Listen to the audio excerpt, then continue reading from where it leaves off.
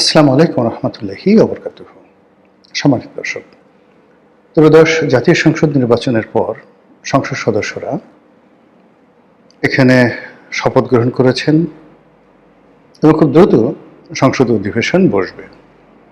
কিন্তু তার আগে যারা সরকার দলীয় সংসদ সদস্য মানে সংখ্যাগরিষ্ঠ যারা দল বিএনপি, তারা সরকার গঠন করে ফেলেছে। তাদের সংসদীয় কমিটির বৈঠক হয়েছে এবং সেই বৈঠকে সংসদ নেতা এবং প্রধানমন্ত্রী তারা নির্বাচিত করেছেন এবং তারেক রহমান সাহেব সগৌরবে তিনি প্রথম কার্য দিবস যেদিন উদযাপন করলেন সচিবালয়ে, ঠিক সেই দিনই আমি বিকালবেলাতে এই ভিডিও করছি।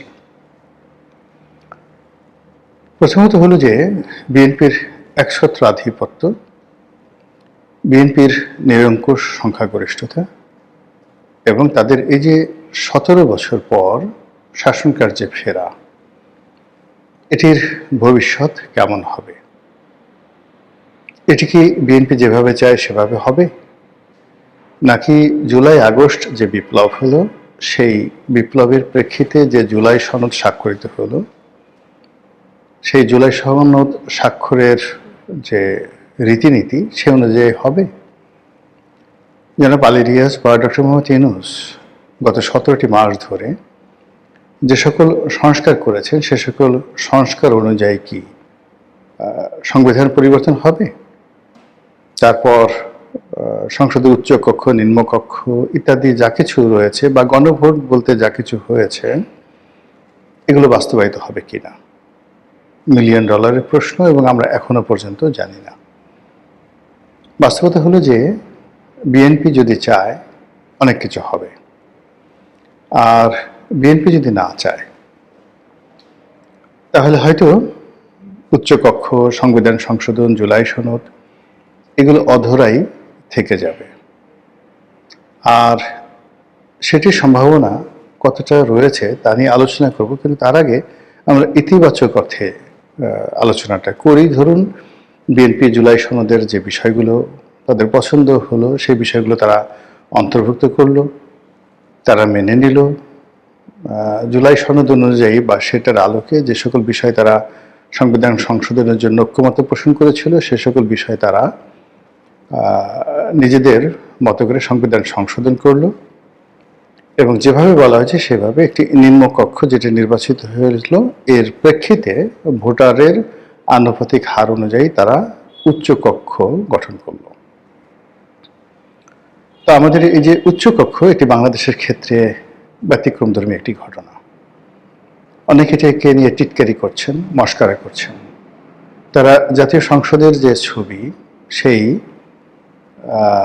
ছবির সঙ্গে ভিতরে যে হল রুম রয়েছে যেখানে সংসদ সদস্যরা বসেন, তো বর্তমান যে সেট আপ রয়েছে এমপিদের, সেই সেট আপের উপরে দোতলায় মানে উপরের অংশে ওয়ালের সঙ্গে বিভিন্ন সিট তারা এই এআইয়ের মাধ্যমে তৈরি করে বলছে এটাই হলো উচ্চকক্ষ। মানে নিম্নকক্ষে যারা নির্বাচিত হয়েছেন তারা নিচে বসবেন, আর উপরে ওয়ালের সাথে পাখির বাসার মতো 100টি সিট তারা সেট আপ করে দিয়েছে। বিভিন্ন যারা ইন্টারনেটে ঠাট্টা করছেন, মস্করা করছেন, সেটাকে উচ্চকক্ষ দেখানো হচ্ছে। তো ঘটনা যাই হোক না কেন, উচ্চকক্ষ কিন্তু আসলেই উচ্চকক্ষ।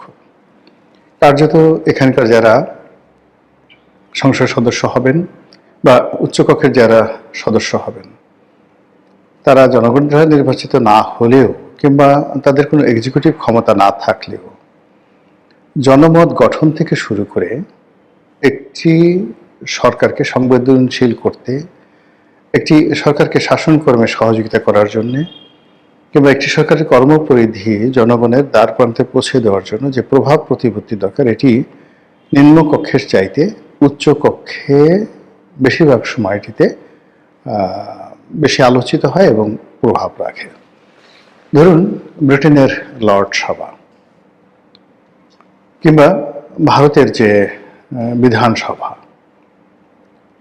তো সেখানে জানেন যে বিধানসভা এবং লোকসভা কাকে বলে। জনগণের ভোটে নির্বাচিত যারা তারা লোকসভার সদস্য, আর বিধানসভা হলো উচ্চকক্ষ।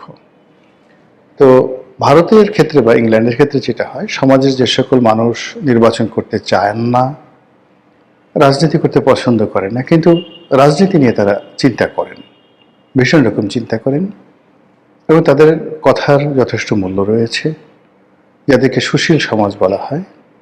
তো এই সকল মানুষ যাদের সঙ্গে বিভিন্ন রাজনৈতিক দলের সখ্যতা রয়েছে বা সম্পৃক্ততা রয়েছে, কিন্তু ওরকম যাকে বলা হয় গতানুগতিক রাজনীতি তারা হয়তো করেন না, কিন্তু তারা রাজনীতির ময়দানে যারা সারাক্ষণ কথা বলেন, তো তাদের মতো কথা না বললেও মাঝে মধ্যে মিডিয়ার সামনে এসে দু কলম লিখেন বা বলেন, এটাই সারা দেশে তোলপাড় চলে শুরু হয়ে যায়।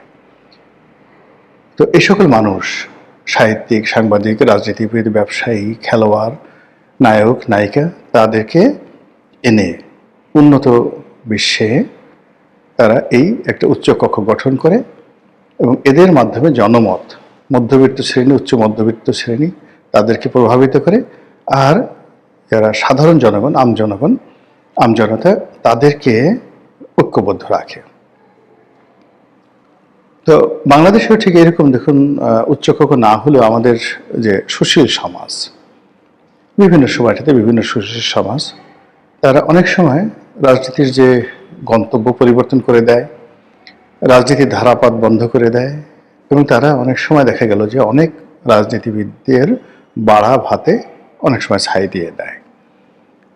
বিএনপিপন্থী যারা বুদ্ধিজীবী রয়েছেন, তারা আওয়ামী লীগের ক্ষমতার জমানাতে এমন সব কথাবার্তা বলেন, লোকজন আওয়ামী লীগের বিরুদ্ধে বিক্ষুব্ধ হয়ে ওঠে। আবার বিএনপির জমানাতে একই অবস্থা হয়, আওয়ামী লীগের যারা বুদ্ধিজীবী তারা এমন সব কথাবার্তা বলেন, লেখেন, তাদের কারণে বিএনপি রাজনীতি কঠিন হয়ে পড়ে। তো এইরকম অবস্থাতে প্রায় সবাই বলা বলি করছিল যে এই মানুষগুলোকে নিয়ে যদি পার্লামেন্টে স্থান দেওয়া যেত উচ্চকক্ষের মাধ্যমে, তাহলে পার্লামেন্ট এটা রেকর্ড থাকতো এবং তাদের যে বক্তব্য দেওয়ার ক্ষেত্রে তারা জবাবদিহিতার অধীন থাকতেন, দলকে রিপ্রেজেন্ট করতেন এবং তাদের বক্তব্য আরও গুরুত্ব সহকারে প্রচারিত হতো। এবং এরই ধারাবাহিকতা এবার যে সংস্কার কমিশন হয়েছে, সেখানে উচ্চকক্ষের এই ধারণাটি ব্যাপকভাবে সর্বজন নন্দিত হয়েছে।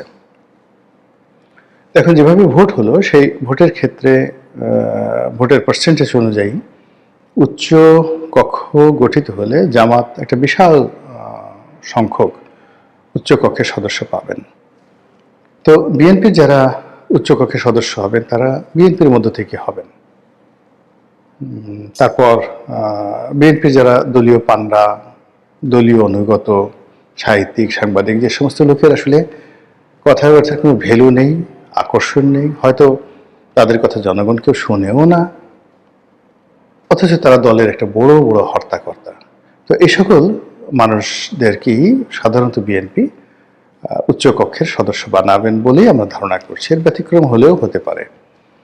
কিন্তু জামাত এখানে যে কাজটি করবে, জামাত ইসলামিক মাইন্ডেড, তারপর বিতার্কিক, বিভিন্ন শ্রেণী এবং পেশার যারা মানুষজন রয়েছে তাদেরকে আহ্বান করে তাদের দলীয় প্রার্থী রূপে তারা উচ্চকক্ষে এ সকল মানুষকে পাঠাবে, যারা একই সঙ্গে বিজ্ঞান, একই সঙ্গে ইতিহাস, একই সঙ্গে ধর্ম, একই সঙ্গে রাজনীতি, একই সঙ্গে অর্থনীতি এবং সরকারের তীব্র সমালোচনা, এই বিষয়গুলোকে একত্রে মশলা বানিয়ে এমনভাবে জাতির কাছে উপস্থাপন করবে যা কিনা বিএনপিকে তছনছ করে ফেলবে। এবং লেখাপড়া যে কী জিনিস, বিদ্যা যে কী জিনিস, সততা যে কী জিনিস, সেই বিষয়গুলো বিএনপি সংসদের ভিতরে এবং বাইরে হাড়ে হাড়ে টের পাবে। যেমন ধরুন, জামাতের নেতারা উচ্চকক্ষে 10 মিনিট বক্তব্য দিলেন জেনা এবং ব্যভিচার নিয়ে, এবং তারা স্পষ্ট করে বললেন যে রাজনীতির নেতারা অনেক ক্ষমতাপ্রাপ্ত হয়ে যে সকল জেনা এবং ব্যভিচারে লিপ্ত হয়,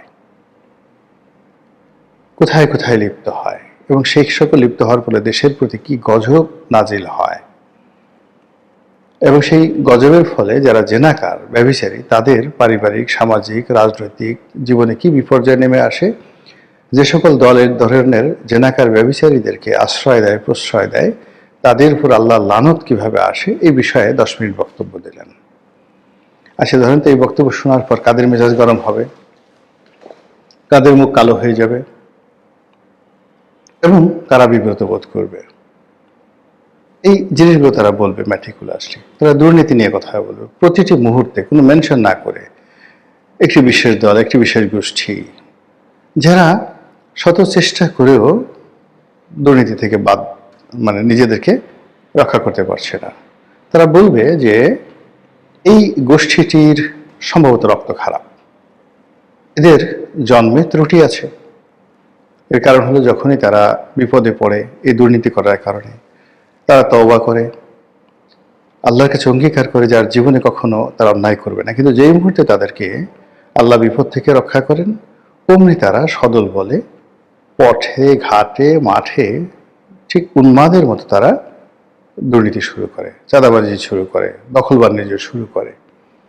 আর এই কাজ করার কারণে তাদের উপর আল্লাহর লানত, গজব, এবং এই মানুষগুলো আল্লাহর অভিশাপের অধিভুক্ত হয়ে যায়।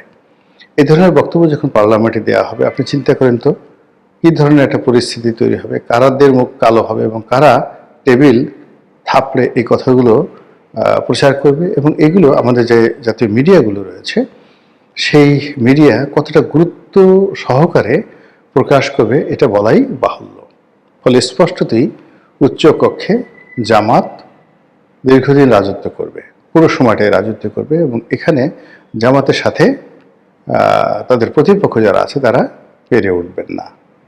আর এই বিষয়টি আপনি বা আমি স্পষ্ট বুঝতে পারছি। আর বুঝতে পারার কারণে উচ্চ কক্ষের ঝামেলা, উচ্চ কক্ষ গঠন, এটা যে বাধ্যবাধকতা, স্বাধীনভাবে রাষ্ট্র পরিচালনা করার ক্ষেত্রে এই মুহূর্তে প্রধানমন্ত্রীর যে ক্ষমতা রয়েছে, সেই ক্ষমতাকে চ্যালেঞ্জ জানানোর জন্য নানা রকম যে পরিকল্পনাগুলো আসবে উচ্চকক্ষ থেকে, সেগুলো বিএনপির আসলে ভালো লাগবে না। কাজেই আগামীতে যদি আমরা দেখি যে জুলাই সনদ অনুযায়ী বা ডক্টর মোহাম্মদ ইউনূসের যে তথাকথিত সংস্কার, সে সংস্কার কমিশনের যে সুপারিশমালাগুলো রয়েছে সেগুলো বিএনপি বাস্তবায়ন না করে, আমি হয়তো আশ্চর্য হব না। মহান আল্লাহ আমাদের সবাইকে হেদায়েত দান করুন এবং হেফাজত করুন। আসসালামু আলাইকুম